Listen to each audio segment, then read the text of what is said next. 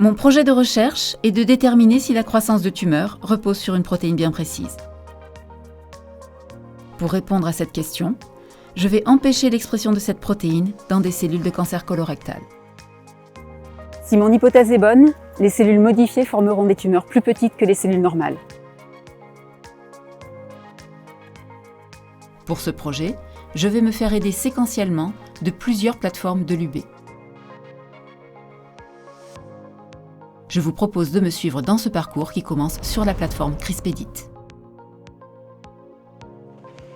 Bonjour Valérie. Bonjour Muriel, ça va bien?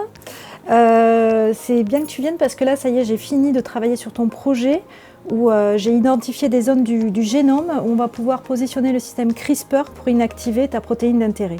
On va regarder ça ensemble, je vais te montrer. Parfait. Alors j'ai téléchargé la séquence de ton gène. Ici, tu vois la séquence ADN sur laquelle j'ai positionné les 2 guides RNA. Et dans tes cellules, on a séquencé et la séquence est bien identique à celle qu'on attend. Donc on va maintenant pouvoir cloner les guides RNA dans des vecteurs lentiviraux. Cette étape est prise en charge par la plateforme Vectube. On va d'abord analyser les plasmides après digestion par des enzymes de restriction. Et en imageant la migration des fragments sur gel d'agarose.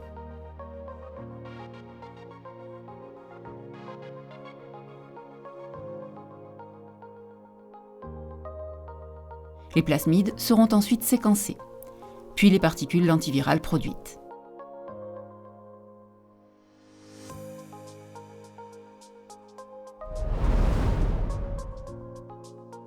Pour respecter la réglementation, la production des particules virales va se faire dans le laboratoire UBL3, c'est-à-dire en milieu confiné de niveau 3.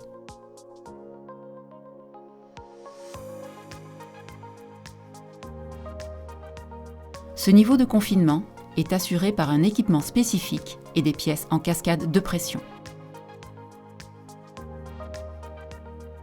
De par leurs propriétés intégratives, les vecteurs lentiviraux qui coexpriment la GFP et le système CRISPR vont permettre d'obtenir une lignée KO pour le gène. Ensuite, après avoir infecté mes cellules, je vais pouvoir trier ma population de cellules KO grâce à l'expression de la GFP, une protéine fluorescente, à la plateforme Facility. Le trieur permet d'analyser l'expression de la GFP pour trier les cellules positives.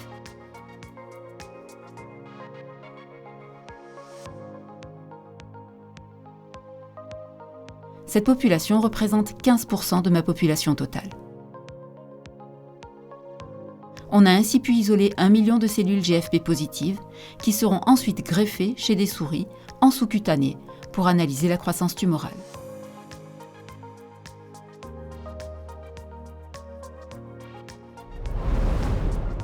Les tumeurs seront analysées à la plateforme Vivoptique grâce à un bioimageur Lumina.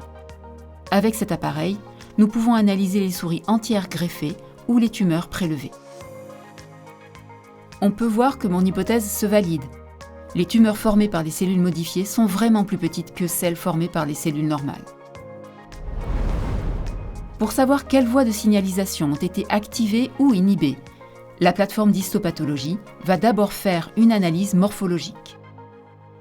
Elle prend en charge les échantillons du tissu à l'image.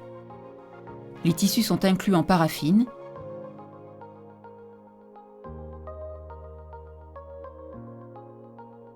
puis coupés sur un microtome.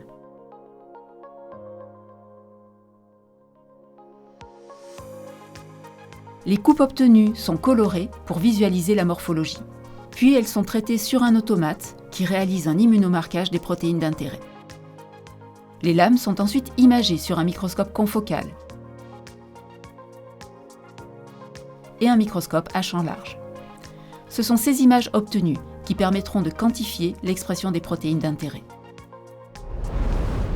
La plateforme Oncoprot analyse ensuite le protéome des tumeurs. Après microdissection laser des échantillons biologiques, les protéines des parties tumorales et non tumorales sont extraites et digérées par un robot. Les protéines sont ensuite identifiées et quantifiées grâce à un spectromètre de masse haute résolution de dernière génération qui permet de révéler les voies de signalisation qui sont différentiellement régulées. Voilà, grâce à la synergie et aux compétences particulières de chaque plateforme, mon projet a pu aboutir en quelques mois.